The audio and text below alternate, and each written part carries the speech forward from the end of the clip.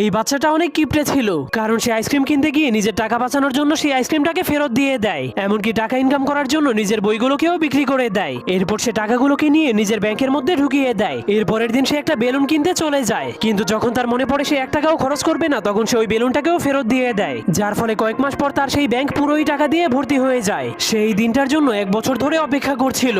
এরপর সে অনেক খুশি হয়ে তার টাকাগুলোকে নিয়ে একটা খেলনার দোকানে চলে যায়। এরপর সবগুলো টাকা সেই দোকানদারকে দিয়ে দেয়, কিন্তু দোকানদার প্রথমে এত ভাঙতি টাকা দেখে তার উপর অনেক রেগে যায়। তবুও সে তাকে তার পছন্দের খেলনাটাকে দিয়ে দেয়। কিন্তু সে ঘরে পৌঁছানোর পর তার বোন তার হাতে একটা রাখি বেঁধে দেয়, এজন্য সে তার ভাইয়ের কাছে গিফট চাইতে শুরু করে দেয়। কিন্তু ছেলেটা তাকে বলে আমার কাছে কোনো গিফট নেই। তখন তার মনে পড়ে সে 1 বছর ধরে এই দিনটার জন্যই টাকা জমাচ্ছিল, কারণ তার বোন সবসময় সেই খেলনার দোকান থেকে একটা পুতুল কিনতে চাইতো। তখনই তার ভাই তাকে এতদিনের জমানো টাকা দিয়ে কেনা সেই পুতুলটাকে উপহার দেয়, যা দেখার পর তার বোনের চোখে পানি চলে আসে। এরপর অনেক খুশি হয়ে তার ভাইকে জড়িয়ে ধরে। আপনি কি আপনার ভাই বোনকে ভালোবাসেন কিনা যাওয়ার আগে অবশ্যই কমেন্ট